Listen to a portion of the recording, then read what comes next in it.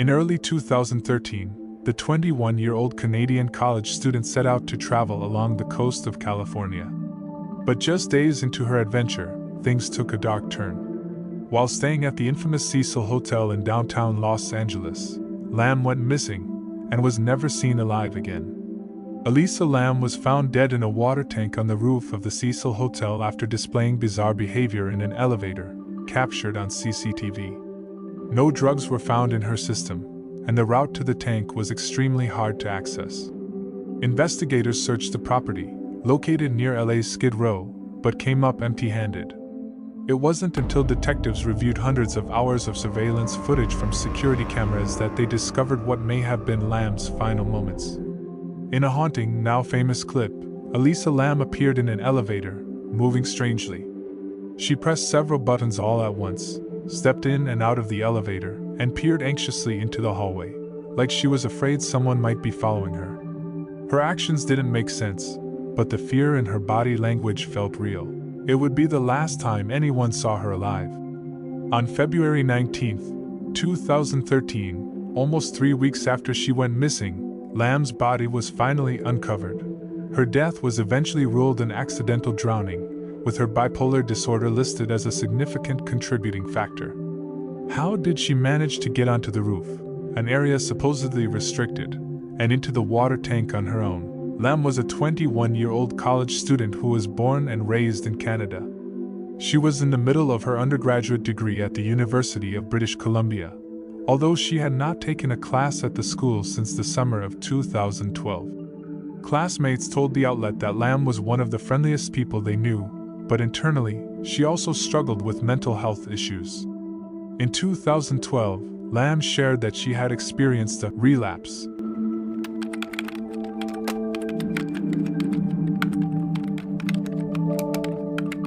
She once wrote on her Tumblr,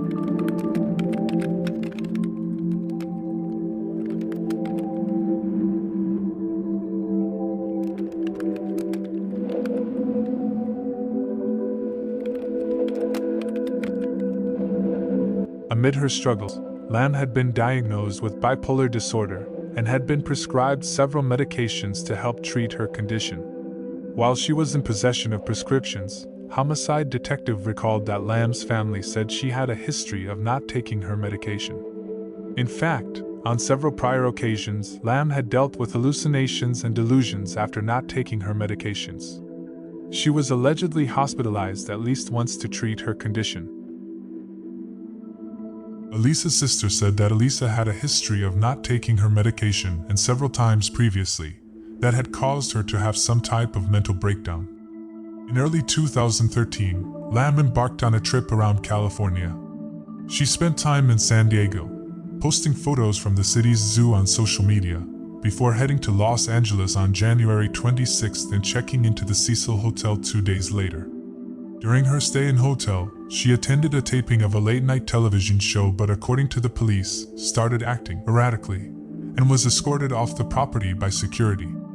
Lam had also been sharing a room at the hotel with several female roommates who grew concerned by her behavior. According to the hotel's former manager, Lam had allegedly locked the other women out of the room and left notes telling them to go away. She was eventually moved to her own private room.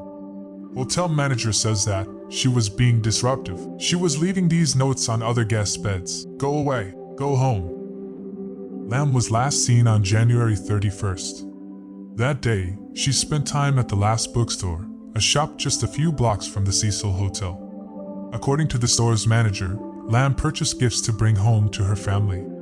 Later that day, Lam was spotted by staff wandering around the hotel. Hotel manager recalled Lam coming to the lobby and shouting. Detective added that he was told Lam also ended up in an area where guests weren't allowed and had to be asked to leave. She then walked towards a bank of elevators, marking the last time she was seen by anyone in the hotel. Lam was set to leave the hotel the following day and head to Santa Cruz, but she never checked out. Her parents did not hear from her on the 31st and quickly grew concerned. Shortly after being unable to get in touch with Lam, her parents contacted the Los Angeles Police Department, and she was reported missing. Lam's parents and sisters soon headed to California to help with the search efforts. Investigators first checked Lam's hotel room, which had already been cleared by the housekeeping staff. All of her belongings had been left behind, including her computer, wallet, and medications. The employee that had bagged up her belongings said that the room was disorganized and messy. There was no evidence of forced entry into the room. Meanwhile, investigators began to piece together Lam's trip and whereabouts with the help of her blog. The rest of the hotel, including the roof and basement, was searched with the help of scent tracking dogs, who traced Lam's scent back to her room on the 5th floor. According to investigators, the dogs followed the scent to a large window that looked out to the street and led to a fire escape. Investigators also began reviewing hundreds of hours of surveillance footage from security cameras at the hotel.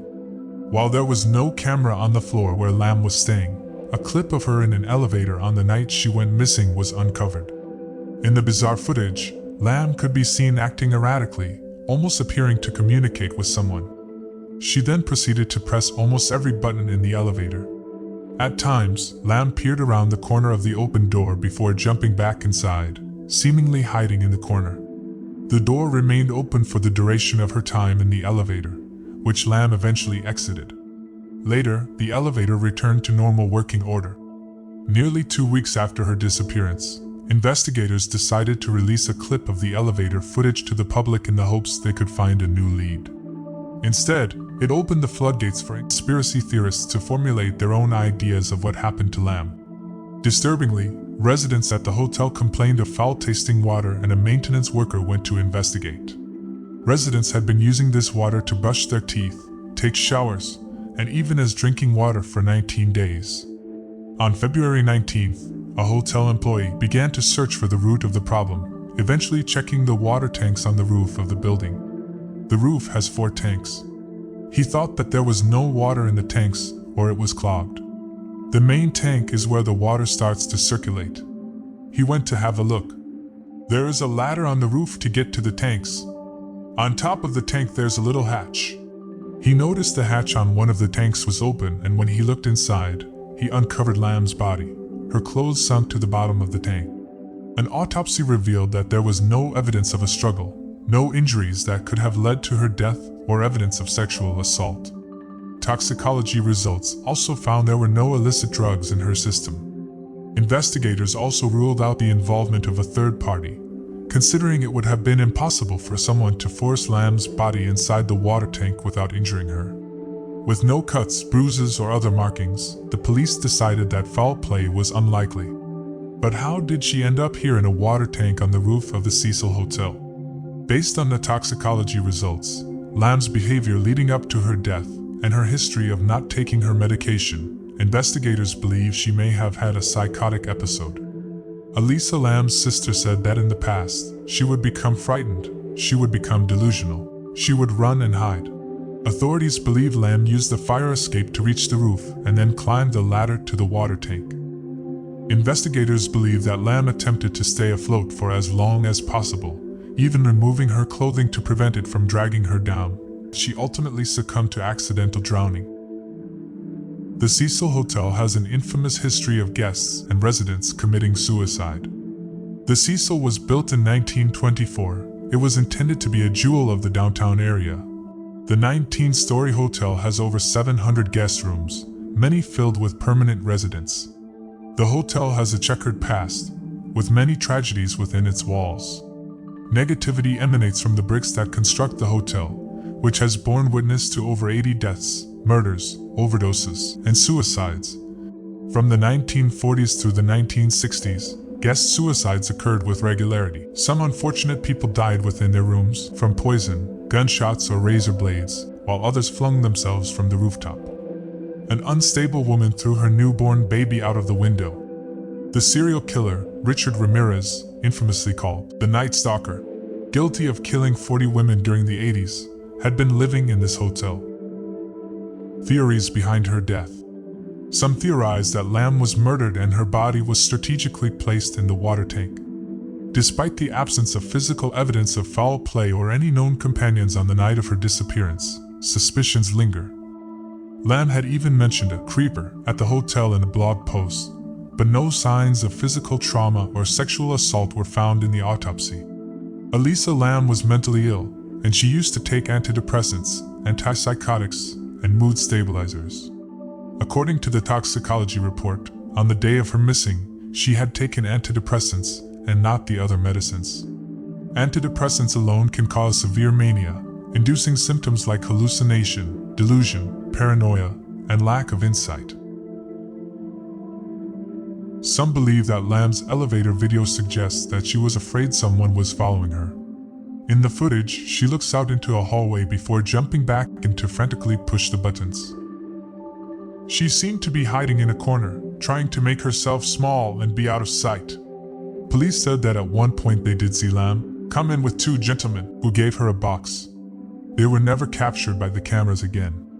After her death, Lam's belongings were found in the basement, but police didn't suspect foul play. Two men visited her at the hotel, gave her a box, and left. This was also the day before she disappeared. Some theories suggest that the video was being manipulated. There's a cut in video where the elevator door starts to close all of a sudden if we see the video. It shows how it jumps from being entirely open to partially closed. Also the tampered elevator footage. They removed a few seconds and slowed down the speed to make up for those missing seconds. Why would the video be manipulated? Some have said that it was edited to protect an innocent guest who may have passed the elevator in the camera, but there's no confirmation of this. Dark Water is a 2002 Japanese horror film that was adapted into an American version starring Jennifer Connelly. In both movies, the Black Dahlia was found murdered near the Cecil Hotel, move into a new apartment where discolored water starts coming out of the faucets. The weird water and spooky elevator eventually lead them to discovering a dead body in the apartment's water supply. Lam was found in the Cecil Hotel's water tank about a week after the LAPD posted a video of her acting strangely in the elevator. Before her body was found, guests complained about the low water pressure and strange tasting and discolored water. It was almost like life imitated art. People legitimately wondered if someone or some higher power was deliberately playing out the movie's plot. Another popular theory about her death is the elevator game. The elevator game is a ritual that originated on a Korean website. When performed properly, you can supposedly be transported to another dimension. After her death, the footage of the elevator went viral, and that showed Elisa acting very oddly in it, pressing random buttons, talking to seemingly nobody. This raised suspicions that she was playing the elevator game. According to the rules, a player has to enter an elevator alone and press a series of buttons in order to enter a parallel dimension. In this new world, electronic devices don't work and there's nothing outside but a red cross. The player is not supposed to leave the elevator, and if a strange woman steps on, they shouldn't speak to or look at her. Some theorize that Lam was trying to play this game when it all went horribly wrong. Tuberculosis outbreak. Around that same time, and the test for tuberculosis is called the Lam Elisa. After Lam died, a tuberculosis outbreak plagued Los Angeles, especially among the homeless community in Skid Row by the Cecil Hotel. The test for the tuberculosis was literally her name, but backwards, Lam Elisa. Conspiracy theorists immediately speculated that Lam was effectively a biological weapon of sorts. They discovered that she was a student from the University of British Columbia, which has a reputable tuberculosis research center. This particular theory has disturbing eugenic undertones that posits Lam was sent to control the homeless population. According to this theory, Lam died because she either knew too much or planned to expose whoever sent her. But according to her autopsy report, Lam did not exhibit any signs of tuberculosis. Despite these theories, Elisa Lam's death remains a mystery. Each theory presents its own set of questions and inconsistencies, leaving the true nature of her demise an enigma.